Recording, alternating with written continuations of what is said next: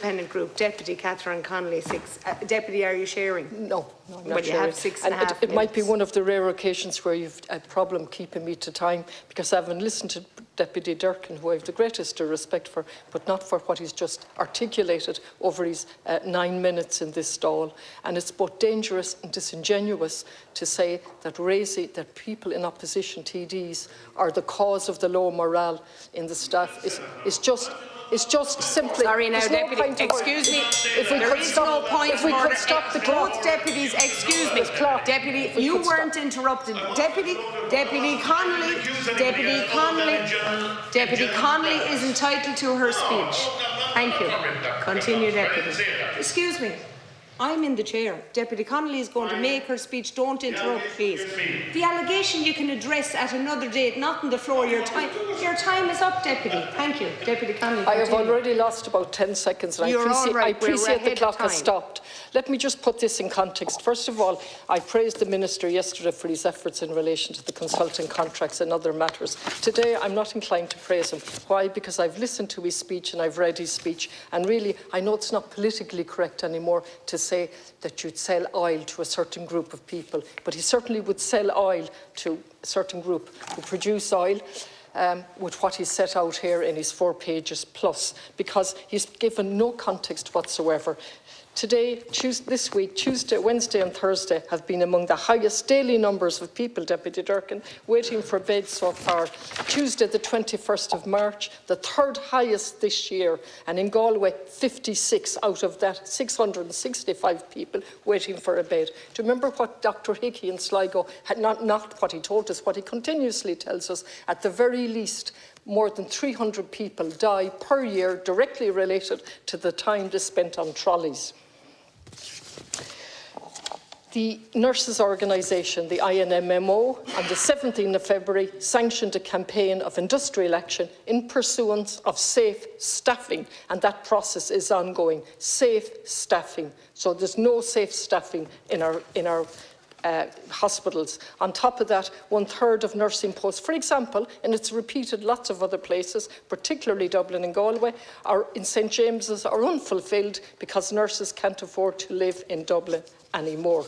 We have extraordinary waiting lists, and if I can be parochial and just refer to Galway, well, first of all, I'll refer to Galway in the context of safety. Back in 2021, the HEQA report told us the situation in Galway was an accident waiting to happen. Okay? The report warned the hospital of a series of breaches of law, including at its temporary ED. We have another ED now, Minister, you know that very well, 60 million. I welcome that. I was there myself, not for me personally, but somebody close to me, and I can only praise it. I only can praise the staff for the extraordinary fortitude, to use Deputy Durkin's word, in persisting in a situation that's unsafe and downright dangerous. And the morale of the staff is because of the conditions they've had to work with, the failure to keep staff by the Health Executive and the Department of Health's policies, and so on. Now, we're never going to change this system if we persist with a narrative that this problem is because we speak out on it. It's utterly unacceptable to do that. The waiting list in Galway, orthopaedics, and remember, 2 theatres closed in Galway over 2-3 years. The delay was inexplicable, and the orthopaedic list went out of all proportion. On the orthopaedics, currently now 7,092 adults, 1,438 children waiting over 18 months, and they're the damning statistics that I could go on and do.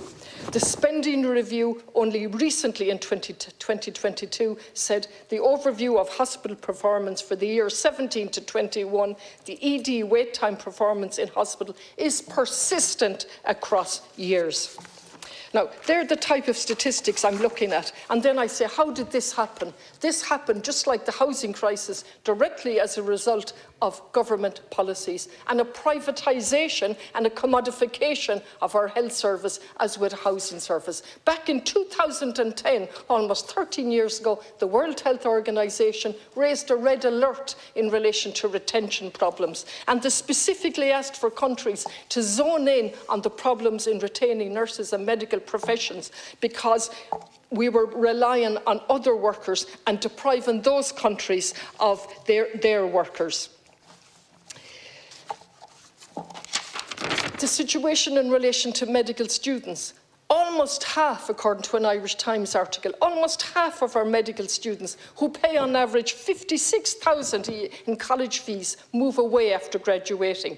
Irish graduates are moving away. One survey in Sligo found that 77 Irish medical students who graduated from UCC in 2021, 62 are working in Australia, and so on. So what's happening with our health service?